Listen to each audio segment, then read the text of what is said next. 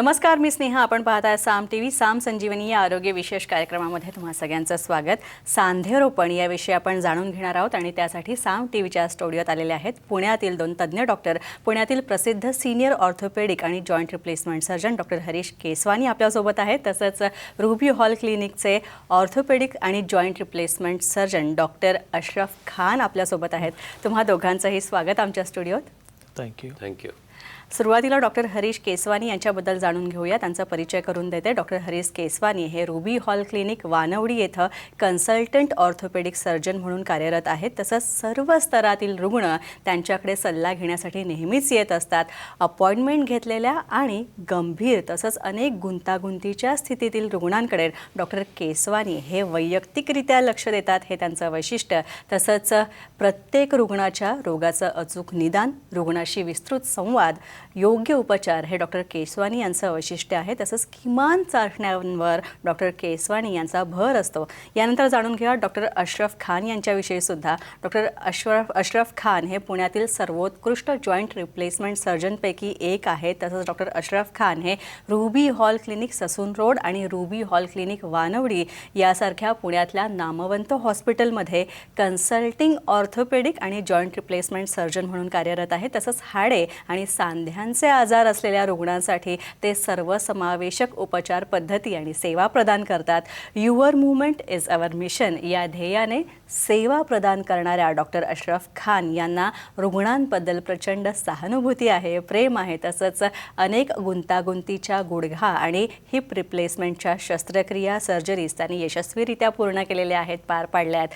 गुडघ्यांच्या संधिवाताचं व्यवस्थापन, total knee replacement आणि TKR या सगळ्या गुडघे आणि सांधेदुखी संबंधीच्या ज्या आजार आहेत, विकार आहेत, यावर ते प्रभावीरित्या उपचार करतात. चला तर मग आता चर्चेला सुरुवात करूया आणि सगळ्यात आधी मी डॉक्टर केसवानी यांच्याकडे येते. डॉक्टर केसवानी, जॉईंट रिप्लेसमेंट किंवा सांधेरोपण याबद्दल आपल्याला थोडक्यात काय सांगता येईल? सांधेरोपण म्हणजे काय? आता मी हे क्लॅरिफाय करणार की ॲक्च्युली असं नसतं की आपण पूर्ण एक सांधा काढून नवीन सांधा बसवतो, असं होत नाही. जनरली आपण हे जर नॉर्मल सांधा आहे आणि हाडाच्या वर एक कार्टिलेजचा लेअर असतो, तर तो खराब झाला समजा वयाप्रमाणे किंवा कुठल्या आजारमुळे, तर जे कार्टिलेजचं लेअर घासून गेलं आणि हाडावर छोटे छोटे जखम झाले, हे जखम खालचे हाडाच्या जखमेवर घासतात आणि मग त्रास होतो आहे. तर आपण काय करतो आहे सांधारोपणमध्ये, हे जे हाड खराब आहे त्याला फक्त एक शेव करणार, त्याला शेव करून त्याला एक शेप देतो आहे आपण आणि शेप देऊन त्याच्यावर आपण एक कवरिंग टाकतो आहे. हे कवरिंग आता मेटल्सचे वेगवेगळे प्रकारचे, कोबाल्ट क्रोम असतो, टायटेनियम असतो आणि त्याच्यामध्ये एक पॉलिइथिलीनचा एक कुशन असतो. ते आपण टाकलं की ह्याला आपण टोटल जॉईंट रिप्लेसमेंट म्हणतो आहे. सो एकदम सोपं ऑपरेशन आहे, इमिजिएट रिकव्हरी आहे आणि 100% पेन रिलीफ आहे. दिस इज टोटल जॉईंट रिप्लेसमेंट. नक्कीच. यानंतर मी डॉक्टर अशरफ खान यांच्याकडे येते. डॉक्टर अशरफ, मला एक सांगा, रुग्णाला आता जॉईंट रिप्लेसमेंटची गरज आहे, सर्जरीची मुळात गरज आहे, हे कधी ठरवलं जातं? पेशंट एकदा आपल्याकडे येतो कन्सल्टिंगसाठी, तेव्हा त्यांना गुडघ्याला दुखणं असतो, गुडघ्याला सूज असतो आणि मूवमेंट कमी झालेले असतात आणि वेगळे वेगळे प्रकारचे उपचार ह्याच्यावर दिले जातात. पहिले सुरुवातीला औषधं दिले जातात, त्याच्यातने फरक नाही पडलं तर इंजेक्शन ऑफर केली जाते, वेगळे प्रकारचे ब्रेस दिले जातात आणि फिजिओथेरपी केली जाते. ह्याच्यातने जेव्हा पाहिजे तेवढा उपचार होत नाही आणि दुखणं कमी होत नाही, मूवमेंट इम्प्रूव्ह होत नाही, तेव्हा पेशंटला सांधे बदलण्याची सल्ला दिली जाते आणि जॉईंट रिप्लेसमेंट सर्जरी ऑफर केली जाते. त्यानंतर डॉक्टर केसवानी यांच्याकडे मी परत येते.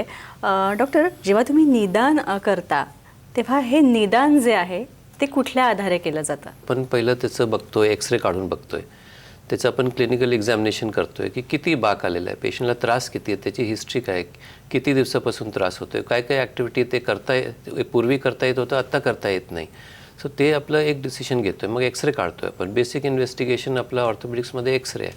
एक्सरे वेगळे प्रकारचे अँगलनी आपण काढतो आहे, उभं राहून काढतो आहे की ज्यावेळेस शरीराचं वजन आलं गुडघ्यावर तर गॅप किती कमी पडलं आहे, हाड किती झिजलेलं आहे. जे आपल्याला कळलं की आता ह्याचं सगळं ट्रीटमेंट झालेलं आहे, कन्झर्वेटिव्ह बिगर ऑपरेशनचं जे जे काय पर्याय अवेलेबल आहे, म्हणजे औषध दिलेले आहे, व्यायाम झाले, सांधेमध्ये आपण इंजेक्शन देतो आहे, लुब्रिकेशन करतो आहे, ते सगळं टेक्निक्स झाले आणि पेशंटला जेवढं रिलीफ पाहिजे तेवढं नाही मिळाला, तर आपण निर्णय घेतो आहे. त्याची वय पण आहे, तर आपण निर्णय घेतोय की ह्याचं ऑपरेशन व्हायला पाहिजे. ज्यांनी डॉक्टर केसवानी यांच्याकडे ट्रीटमेंट घेतली होती, ज्यांच्याकडनं त्यांनी ऑपरेशन करून घेतलं होतं आणि त्या सर्जरीनंतर रुग्णांच्या काही प्रतिक्रिया आहेत त्या आपण पाहूया. ऑपरेशन केल्यानंतर त्यांची तिथं व्यायामशाळा, आनंदपूर ट्रस्टमध्ये व्यायामशाळा आहे, त्या व्यायामशाळेत जाऊन कमीत कमी 1.5 महिना मी तिथं व्यायाम केला पायाचा. व्यायाम केल्यानंतर माझा पायाचा सध्या एकदम चांगला झालेला आहे. मी रस्त्याने फिरतो, जातो, मांडी घालून जेवाय बसतो. तरी मला म्हणतात की काय मांडी नाही घातली तरी चालू शकते, पण मी आपलं घालतो. आयुष्य बदललं म्हणजे आता मी रस्त्यावर इकडं तिकडं फिरू लागलो, गाड्या चालवायला लागलो, सगळे माझे घरातले लहान मोठी कामं करायला लागलो. म्हणजे मला आता काही त्रास होत नाही. रुटीन माझं चांगलं चाललं आता. डॉक्टर केशवानी यांनी माझे ऑपरेशन केल्यानंतर आज मी चांगल्या तऱ्हेने इकडे तिकडे फिरतोय. म्हणजे माझ्या आयुष्यात बदल झालेला आहे, तरी त्यांना माझा आभार आहे. ऑपरेशन के बाद तो हॉस्पिटल में सर ने तीसरे ही दिन वॉकर पे चलाया और सक्सेस के लिए बहुत खुश होते थे और बहुत मेरे लिए इतनी तकलीफ उठाई, खुश होते थे. और उसके बाद 8 दिन से जब डिस्चार्ज हुआ तो मैं वापस से चलने लगी. उसके बाद थोड़ा स्टिक से चली हूँ घर में 1 महीना सिर्फ. उसके बाद मैं बगैर स्टिक से अच्छी तरह से नीचे बिल्डिंग में, घर में चल के सब खुद का कर सकती थी, खड़े रह सकती थी अपने पैरों पे. तो मेरी बहुत लाइफ चेंज हो गई और यकीन नहीं आता कि मैं अपने पैरों पे खड़ी हूँ और मेरे इतने सक्सेस ऑपरेशन किए सर ने. इसलिए मुझे बहुत और सब हमारे फैमिली को बहुत खुशी होती थी. यानंतर मी डॉक्टर अशरफ यांच्याकडे येते. डॉक्टर, मला तुम्हाला विचारायचं आहे की जॉईंट रिप्लेसमेंटची ही जी सर्जरी आहे हे नेमकी करतात कशी? तर जेव्हा आपण ठरवतो सांधीरोपण करायचं एक पेशंटला, आपण जॉईंट रिप्लेसमेंट सर्जरी ऑफर करतो. पेशंटला 1 दिवस आधी हॉस्पिटलमध्ये आपण ॲडमिट करतो. मग सगळे इन्व्हेस्टिगेशन पेशंटवर केले जातात की पेशंटसाठी ऑपरेशन हे सेफ बनवण्यासाठी. 1 दिवस आधी जेव्हा ॲडमिट करतो पेशंटला, आपण संध्याकाळी एक स्पेशल औषध देतो. त्या औषधाने आंघोळ केली जाते आणि ॲनेस्थेशिया डॉक्टर येऊन बघतात. सगळ्या प्रकारच्या भूल जे दिली जाते ते एक्सप्लेन करतात. मग नेक्स्ट डे पेशंटला ऑपरेशन थिएटरला सकाळी उपाशीपोटी शिफ्ट केला जातो. सुरुवातीला ॲनेस्थेशिया दिला जातो. कमरेला एक इंजेक्शन दिली जाते. ते इंजेक्शनने कमरेचा खालचा भाग सुन्न होतो आणि त्याच्यानंतर पेशंटला पोझिशन दिली जाते. ते पोझिशन दिल्यानंतर पेशंटचे जे भागाचं ऑपरेशन होणार आहे त्याला क्लिनिंग केली जाते आणि त्याला स्टेराईल ड्रेपिंग केली जाते. त्याच्यातने ऑपरेशन सेफ बनवलं जातो की इन्फेक्शन नको व्हायला. मग आपण गुडघ्याचं ऑपरेशन परफॉर्म करतो आणि बघतो की जे पाय बाक आलेलं ते पाय सरळ व्हायला पाहिजे. मग सॉफ्ट टिश्यू बॅलेन्सिंग करतो, म्हणजे ते गुडघ्याला स्टेबिलिटी देतो आणि त्याच्यानंतर पेशंटला ड्रेसिंग केल्यानंतर रिकव्हरीमध्ये ठेवला जातो. रिकव्हरीमध्ये पेशंटचे वायटल सगळे मॉनिटर केले जातात. तर एकदा पेशंट सेफ असताना मग पेशंटला त्याच्या रूममध्ये परत शिफ्ट केला जातो. अशा प्रकारे हे सर्जरी घडवली जाते. नक्कीच. यानंतर मी डॉक्टर केसवानी यांच्याकडे येते. डॉक्टर, तुम्ही आत्तापर्यंत अनेक सर्जरी केलेल्या आहात. Senior joint replacement surgeon, spine surgeon म्हणून तुम्ही प्रसिद्ध आहात आणि सगळ्यात महत्त्वाचं सर्जरीनंतर रुग्णांची काळजी कशी घेतली जाते याकडे तुमचं विशेष लक्ष असतं. तर डॉक्टर केसवानी, मला तुम्हाला विचारायचं आहे की ही जेव्हा सर्जरी केली जाते त्यानंतर सर्जरीनंतर म्हणजे पोस्ट ऑपरेटिव्ह केअर जे आहे किंवा सर्जरीनंतर कशाप्रकारे लक्ष दिलं जातं? म्हणजे ऑपरेशन झालं की आपण पेशंटला बाहेर आणतोय, नातेवाईक भेटू शकतात त्यांच्याबरोबर. मग त्यांना बरं वाटतं. एकदा नातेवाईक भेटले पेशंटला की त्यांना बरं वाटतं की ऑपरेशन चांगलं झालं. So they feel relieved. त्याच्यानंतर मग पेशंटला रिकव्हरीमध्ये आपण 3-4 तास ठेवतोय. पेशंट स्टेबिलाईज होतं. त्याच्या blood pressure monitoring, oxygen saturation monitoring, ते सगळं मॉनिटरिंग करावं लागतं आहे. रक्त किती जातो आहे ऑपरेशनमधून ते सगळं चेक करावं लागतं आहे. आणि स्टेबिलाईज झाल्यानंतर पेशंटला आपण वॉर्डमध्ये शिफ्ट करूया. नाव आता त्याचे दुसरे काय मेडिकल इश्यूज आहेत, त्यांना कधी कधी रेअरली पेशंटला ICU लागतं आहे तर त्यांना ICUमध्ये शिफ्ट करावं लागतं आहे बेटर मॉनिटरिंगसाठी. किंवा नाहीतर मग सगळं जर ठीक आहे तर मग नॉर्मल वॉर्डमध्ये जातात आणि मग 1-3-4 तासामध्ये त्यांना जेवण वगैरे देता येतं आहे आणि पोस्ट ऑफ मग पेशंट हळूहळू पुढच्या 24 तासात एकदम नॉर्मल होतो आहे आणि मूवमेंट सुरू होते. आणखी माहिती जाणून घेणार आहोत, मात्र त्याआधी एक छोटासा ब्रेक.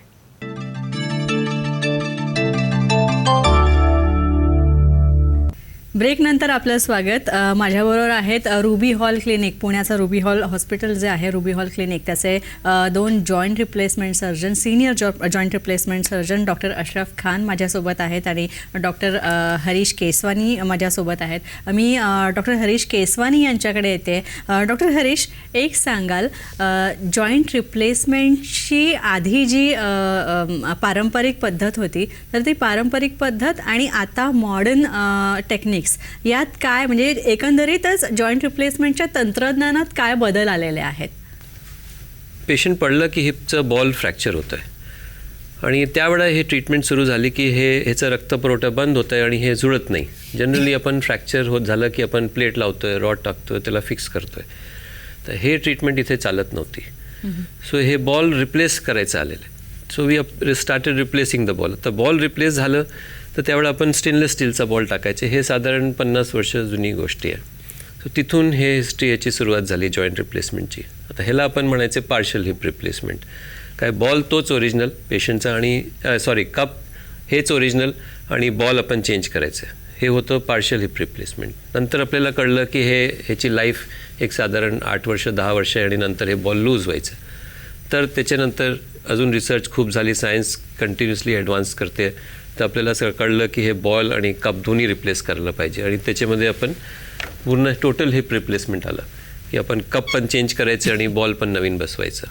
हे हिप रिप्लेसमेंटमध्ये झालं. त्याच्यानंतर आपल्याला कळलं की बाकीचे जे जॉईंट्स खूप दुखतात त्याच्यावर खूप काम झालं आणि आपण गुडघा रिप्लेस करायला लागलो. त्याच्यानंतर आपण शोल्डर रिप्लेस करायला लागलो आणि त्या प्रकारे आता बरेच जॉईंट्स आपले रिप्लेस होतात. एल्बो पण रिप्लेस होतो आहे. आता हे रिप्लेसमेंटची टेक्निक्स, मटेरियल जे आपण वापरायचं आहे त्याच्यामध्ये खूप खूप ॲडव्हान्समेंट झालेले आहे आता. तर पहिलं आपण सर्जन पूर्ण सर्जरी करायचे, त्याचे जे अनुभव आहेत त्याच्यावर रिझल्ट्स डिपेंड करायचं. त्याच्यानंतर मग आपण कम्प्युटर असिस्टेड रिप्लेसमेंट आलं. त्याच्यावर आपण कम्प्युटरनी आपण चेक करायचं की किती अँगल आहे, किती कट करायचं आहे तसं. आणि आत्ता रोबोटिक्स आलेले आहे. आता रोबोमध्ये आपण फीड करतो आहे. ऑपरेशनच्या अगोदरच सगळं आपलं डिटेल्स त्याचा CT स्कॅन काढून पूर्ण आपल्याला त्याच्यावर प्लॅनिंग करता येतं. एक दिवस अगोदर पूर्ण प्लॅनिंग असते की किती आपण हाड कट करणार, किती हाड खराब आहे, तर मिनिमम सर्जरीमध्ये बेस्ट रिझल्ट देता येत आहे. डॉक्टर अशरफ, तुम्ही सुद्धा आतापर्यंत अनेक यशस्वी शस्त्रक्रिया केलेल्या आहेत, अनेक गुंतागुंतीच्या शस्त्रक्रिया केलेल्या आहेत. यासंबंधित ज्या सर्जरीज आहेत त्यामध्ये तुम्ही काय बदल बघितलेले आहेत? अगदी मग त्या टेक्नॉलॉजीच्या बाबतीत असू द्या किंवा इतर बाबतीत असू द्या. जॉईंट रिप्लेसमेंट जे आपण म्हणतो ह्याची ट्रेनिंग मी केली जर्मनीमध्ये आणि तिथे ट्रेनिंगमध्ये जे एक्सपिरियन्स मला मिळाला त्याला आपण कन्व्हेन्शनल हिप रिप्लेसमेंट आणि नी रिप्लेसमेंटमध्ये त्याचा वापर करतो. आणि हे सर्जरीमध्ये रिकव्हरी होण्यासाठी पेशंटला 5 दिवस हॉस्पिटलमध्ये थांबावं लागत होता. पण आता हे जो रोबोटिक जॉईंट रिप्लेसमेंट आले, पार्शियल नी रिप्लेसमेंट आले का टोटल नी रिप्लेसमेंट आले, सायन्स आणि टेक्नॉलॉजीची मदतने आता पेशंट हे जेव्हा हे सर्जरी करवतात तेव्हा 2 ते 3 दिवसात त्यांना घरी जाता येतो. पेशंटला दुखणं कमी होतो, छोटासा चिरा लावा लागतो. छोटेसे इन्सिजनमधने हे ऑपरेशन रोबोटिकची मदतने, नॅव्हिगेशनची मदतने व्यवस्थित प्रकारे करता येतो आणि पेशंटचे जे पायांना बाक असतो ते सरळ करता येतो आणि लिगामेंटची बॅलेन्सिंग चांगली करता येते आणि अचूक रिझल्ट देता येतो रोबोटिकमुळे आपल्याला. आणि पेशंटला दुखणं कमी होतो, फिजिओथेरपी व्यायाम कमी करावा लागतो, पेशंट लवकर चालतो, पेशंटला घरी लवकर जाता येतो आणि त्यांची दिनचर्यावर ते इमिडिएटली आपली दिनचर्या फॉलो करू शकतात. एक सांगा, एकदा रुग्णाची सर्जरी झाली, जॉईंट रिप्लेसमेंट सर्जरी झाली, त्यानंतर रुग्ण काहीसा बिंदास होतो, मात्र तरी पण काही ना काही काळजी घेणं फार महत्त्वाचं असतं. तर याच अनुषंगाने तुम्हाला विचारायचं आहे की शस्त्रक्रियेनंतर काय काळजी घ्यावी?